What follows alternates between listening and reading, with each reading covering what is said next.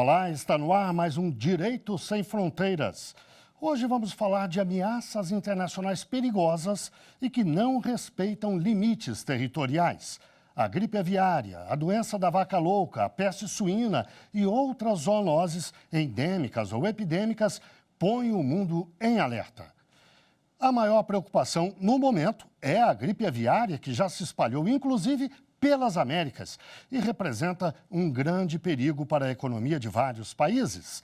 Vamos ver o que as comunidades e organismos internacionais podem fazer para se proteger. A gripe aviária foi detectada pela primeira vez há quase 150 anos na Itália.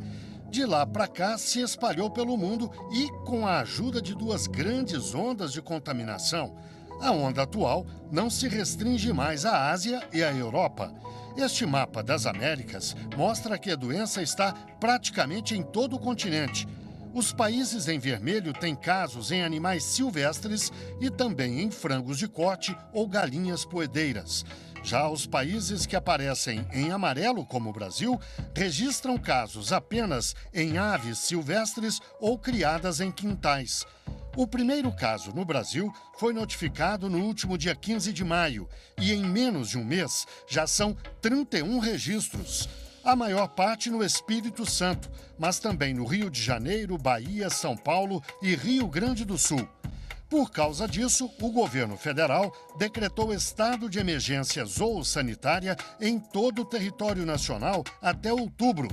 A maior preocupação é evitar que a gripe aviária atinja as granjas do país, porque a doença mata cerca da metade das aves contaminadas. O Brasil é o segundo maior produtor de carne de frango do mundo e o maior exportador, vende para 145 países. A atividade rende milhares de empregos e bilhões de dólares à nossa balança comercial. E a doença não atinge só as aves. Elas podem ser transmitidas para vários mamíferos, como se viu no Chile e no Peru. Humanos raramente contraem a gripe, mas quando isso acontece, a taxa de letalidade é alta. Chega à metade dos casos, como acontece com as aves. É por isso que o Instituto Butantan já prepara uma vacina que deve ter testes clínicos até o fim do ano. E para falar deste assunto, vamos conversar online com Érica Jardim, médica veterinária e especialista em comércio exterior. Vamos conversar também com Amanda Harumi, analista internacional e professora de Direito Internacional. Boa noite às duas. Eu começo com uma pergunta para a Érica. Érica, qual é o alcance dessa crise, dessa onda de gripe aviária e qual é o perigo real que ela representa, tanto do ponto de vista econômico quanto do ponto de vista sanitário? Obrigada, Guilherme. Quero agradecer o convite, cumprimentar também a doutora Amanda. É um prazer estar aqui na TV Justiça com vocês. Ela é realmente uma doença de impacto global, já que acomete aves migratórias, já que hoje nós temos um intenso, fluxo de comércio, fluxo de pessoas, de mercadorias. Então, como é um vírus, ela realmente pode ter um alcance global e é por isso que a gente precisa estar atento, e preventivamente já nos cercarmos de todas as medidas de biossegurança para garantir que ela não seja tão avassaladora, que prejudique os nossos produtores, o nosso mercado e a própria segurança alimentar, tanto do país quanto mundial. Mas estamos no controle, não há necessidade de alarme, mas precisamos sim estar atentos. Eu faço a mesma pergunta à Amanda. Qual é o alcance dessa ameaça e qual o perigo real que ela representa, Amanda? Olá, Guilherme, Érica e toda a audiência do programa. Bom, acredito que esse é um momento de prevenção e controle, é isso que representa. Muito importante que as políticas internacionais e dos países sejam capazes de construir determinação para controlar essa possível expansão da doença. Lembrando que a economia, como a professora falou, ela é mundial, ela é global e ela é feita de expectativas, né? Então, o aparecimento desse vírus, dessa doença aqui na América do Sul, não pode trazer uma expectativa ruim a um mercado econômico tão importante quanto a produção de aves do Brasil. Então, para a gente não ter um impacto econômico, para a gente conseguir controlar, o principal caminho é a prevenção. Érica, nos Estados Unidos, o maior produtor mundial de carne de frango, houve grandes prejuízos já. A doença lá chegou não só a animais silvestres, mas também às granjas, animais de corte e galinhas poedeiras. E aqui ainda não. A situação do Brasil ainda é bastante diferente. Tanto no número de casos, 31 nós mostramos na reportagem, até o dia de hoje, quanto também do alcance, né? Só aves silvestres até agora foram notificados apenas casos desse tipo. Então, de qualquer maneira, qual é a situação que o Brasil enfrenta? Nós podemos ter os prejuízos que os Estados Unidos tiveram?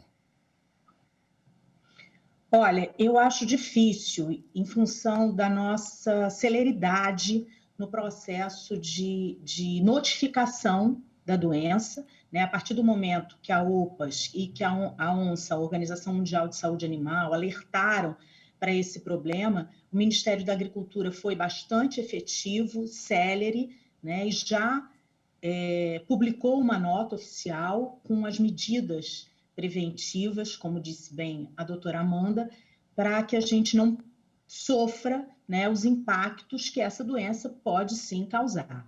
Então, hoje, o Brasil, o Estado brasileiro, ele tem nos seus serviços oficiais de vigilância, né, muita responsabilidade, muito compromisso, muita eficiência, e isso faz com que a gente tenha credibilidade e, a partir do momento, né, que focos apareçam, nós já temos publicado cartilhas para identificação e controle desses focos, nós temos medidas de biosseguridade nas granjas avícolas sendo aplicadas nesse momento, né, e temos todo um Programa Nacional de Sanidade Avícola, que garante realmente essa prevenção para que a gente não chegue a ponto, né, de perder o nosso rebanho, porque é o que causa, né? O vírus acaba realmente contaminando todo o nosso rebanho pecuário avícola e causando grandes prejuízos econômicos, tanto para os nossos produtores internamente, como para as empresas exportadoras, né? Fora também a questão da segurança alimentar no mundo, né? Países que consomem o nosso frango no mundo todo, né, ficarem sem essa importante proteína animal é muito preocupante. Então, por isso é que o Estado brasileiro, com a prerrogativa que tem, com o dever que tem de notificar e de controlar e de prevenir essas doenças zoonóticas, tem feito seu papel e acreditamos que aqui no Brasil a gripe aviária não vai ter esse grande impacto, né, como já teve nos Estados Unidos.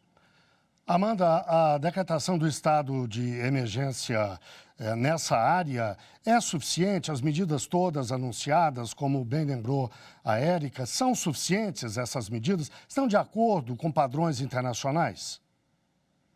São muito importantes. Eu acredito que é um movimento acertado. A OPAS, já em janeiro, né, identificou essa necessidade de criar uma medida emergencial. E vale lembrar que, em 2003, os esforços internacionais, das organizações internacionais, foram bem-sucedidos em controlar a doença. E, desde então, a comunidade científica, a comunidade comercial, né, de mercados, vem se preparando e debatendo sobre o tema. Então, não é uma ameaça desconhecida, né? Os organismos internacionais estão preparados para essa condição.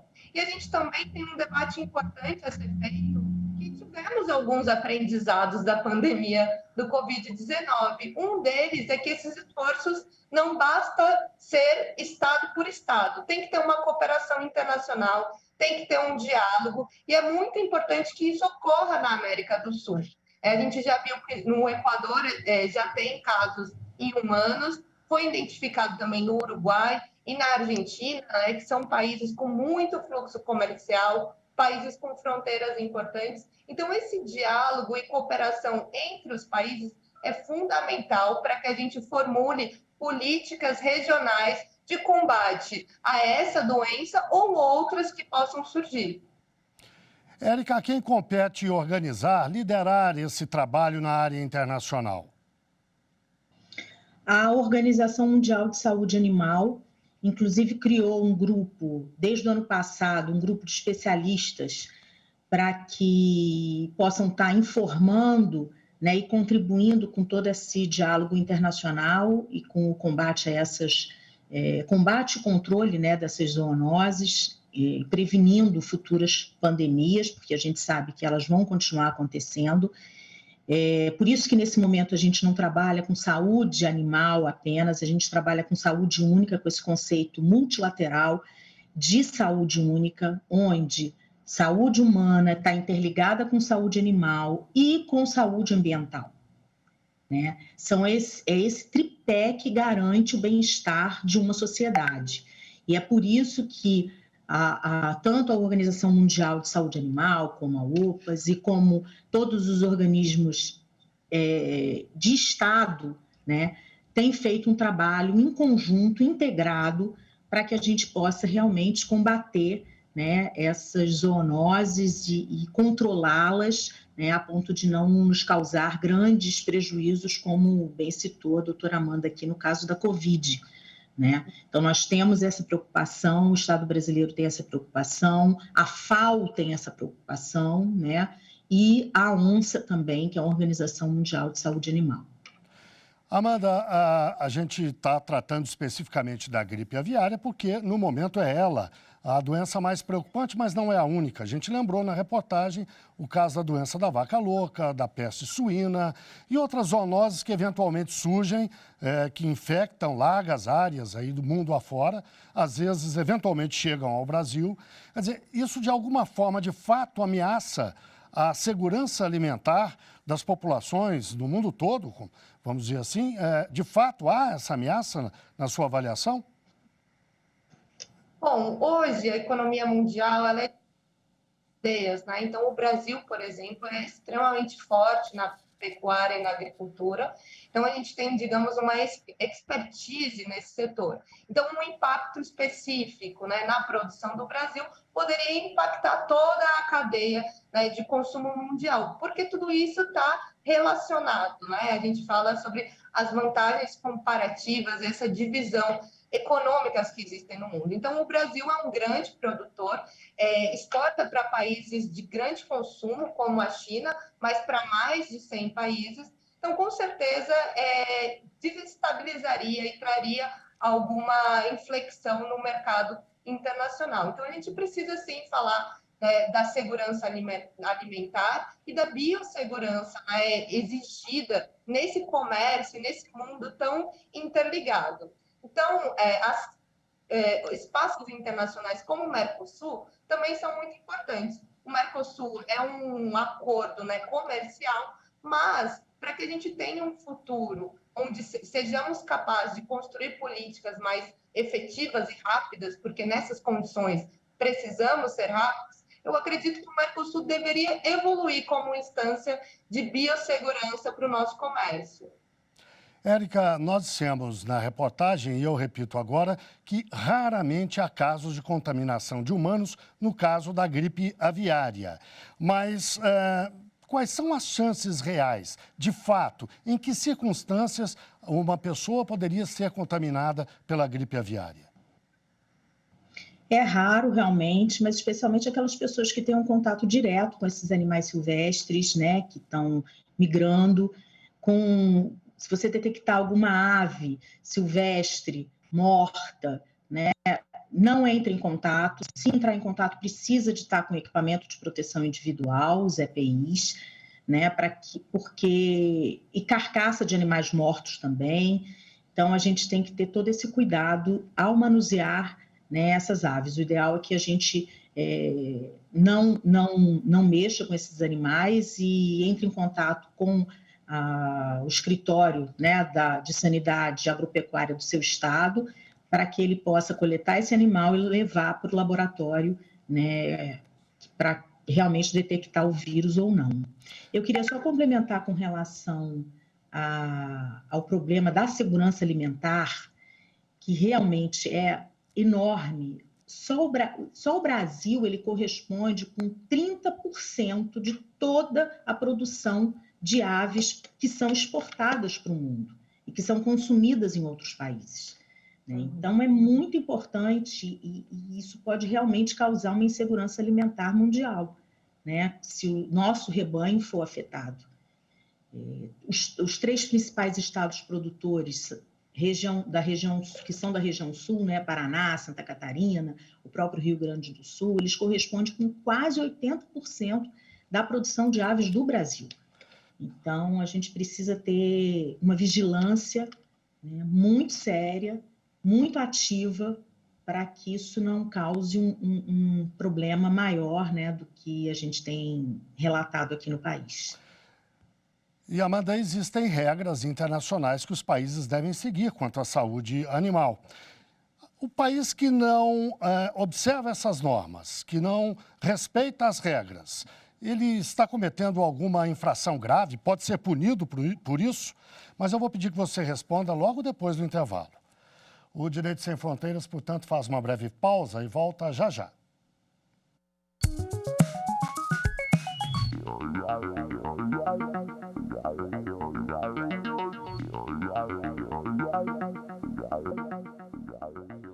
O Direito Sem Fronteiras está de volta. Hoje falamos das ameaças representadas por zoonoses, como a gripe aviária, e o que os países, os organismos internacionais podem fazer para se proteger.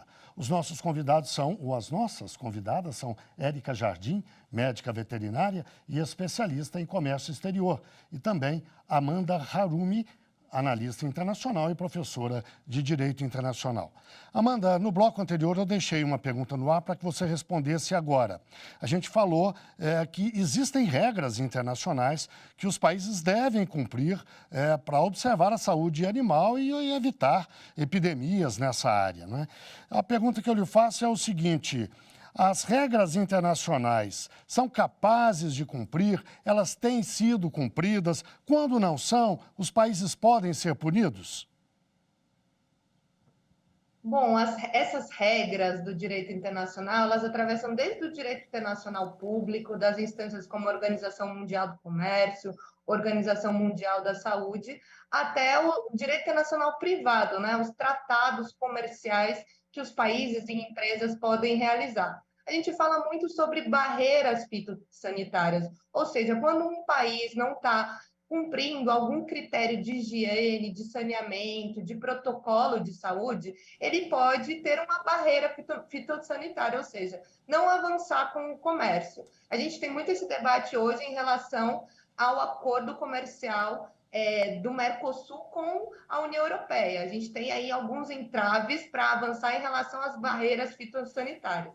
Agora, quando um país não cumpre algo, ou no caso de acontecer alguma epidemia, números de casos, o que pode ocorrer? Embargos, né? Esses embargos econômicos, onde um país sinaliza que durante um tempo ou a partir daquele momento não vai mais aceitar produtos, né, vindo desse local por uma questão de biossegurança, por uma questão dessa qualidade do produto.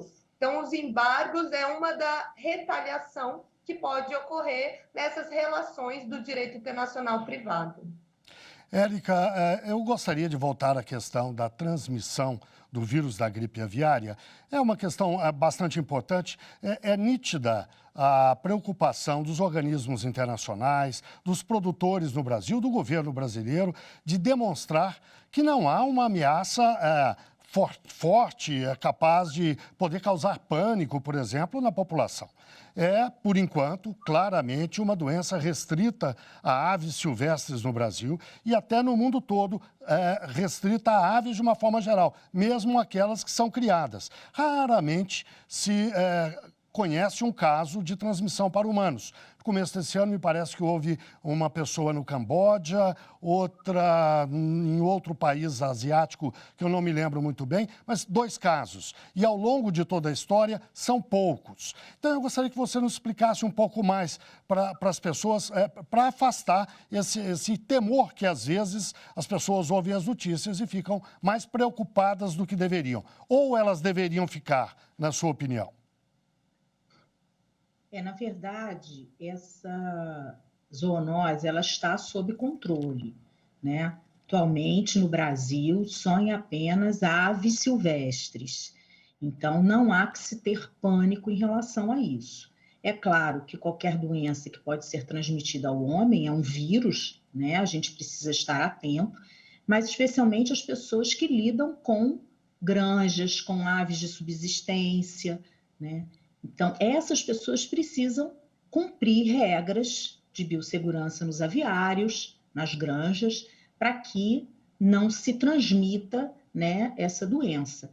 Mas hoje o país está controlado, com todas as regras sendo cumpridas, né, dentro dos aviários, com o Ministério da Agricultura e os estados, pelas suas agências de defesa agropecuária, atentos, né, a qualquer notificação. É uma doença de notificação obrigatória.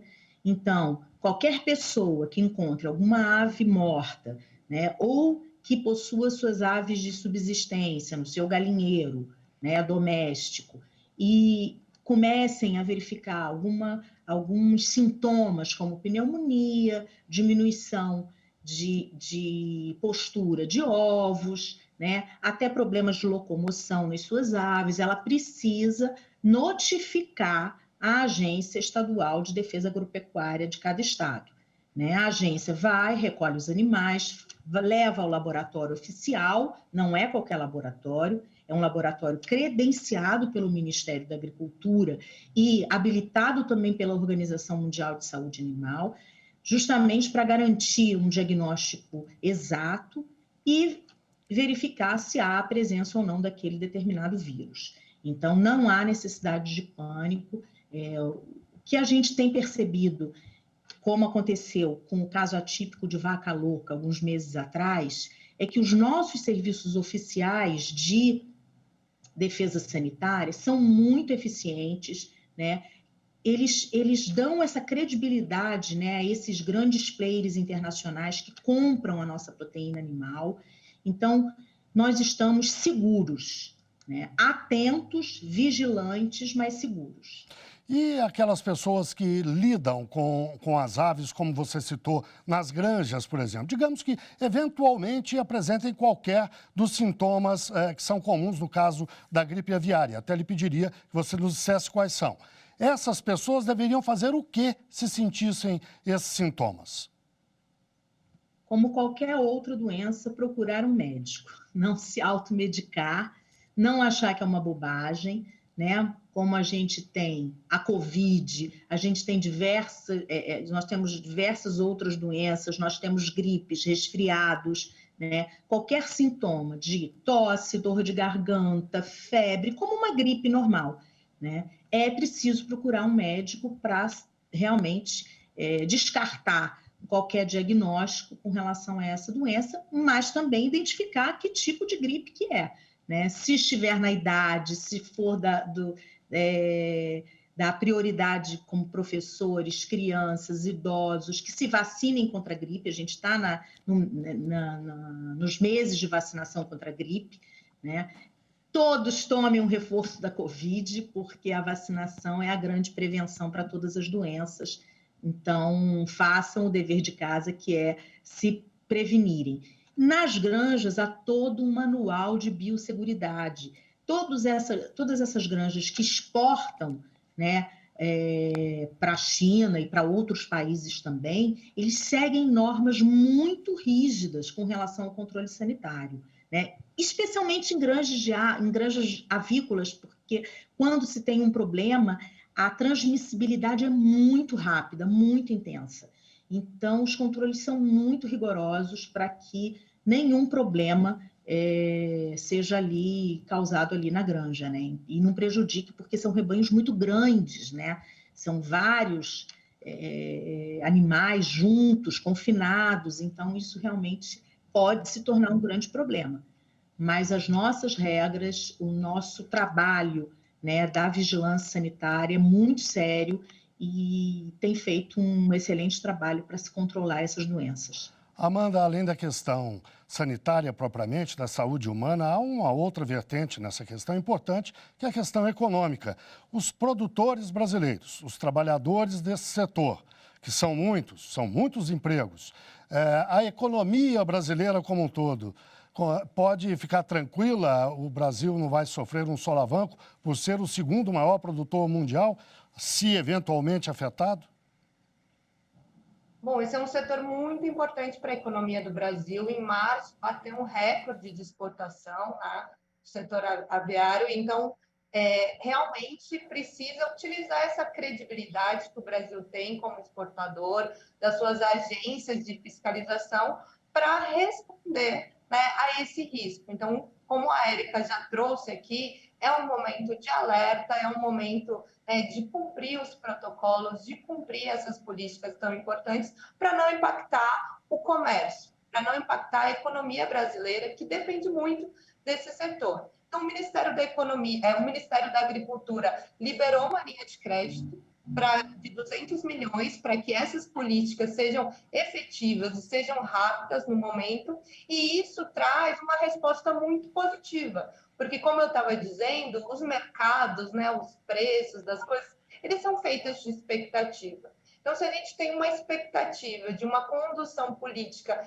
responsável, né, que vai cumprir com a necessidade do momento de estar em alerta, o mercado também vai responder a essa expectativa. Então, acho que está tudo sob controle, mas precisamos sempre defender, né, o caminho da ciência, o que os especialistas defendem, o que essas agências recomendam, para que a gente tenha um sucesso e passe por essa possível crise da melhor forma.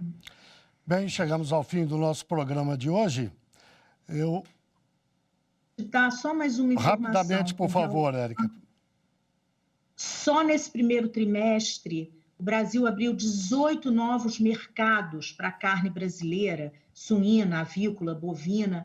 Isso é importantíssimo para que, quando ocorre um problema em determinada cadeia produtiva, a gente não fique refém, né, daquela cadeia produtiva e nem de um mercado único, né? Nesse primeiro trimestre, 18 novos mercados abertos e 35 bilhões de dólares do nosso agronegócio. Então, é uma economia pujante e que precisa realmente ter todo esse cuidado, né, das autoridades políticas do país. Que ótimo que vocês tinham informações tão importantes assim a respeito desse assunto. Eu agradeço muito a participação das duas. O nosso programa de hoje chegou ao fim e eu agradeço, portanto, a Érica Jardim, médica veterinária, especialista em comércio exterior, e a Amanda Harumi, analista internacional e professora de Direito Internacional. E muito obrigado, claro, a você que nos acompanhou. Não deixe de seguir a nossa programação no site da TV Justiça. E estamos no YouTube, no Instagram, no Twitter e no Spotify. É só digitar lá @Rádio e TV Justiça que você encontra o nosso conteúdo. Até o próximo programa.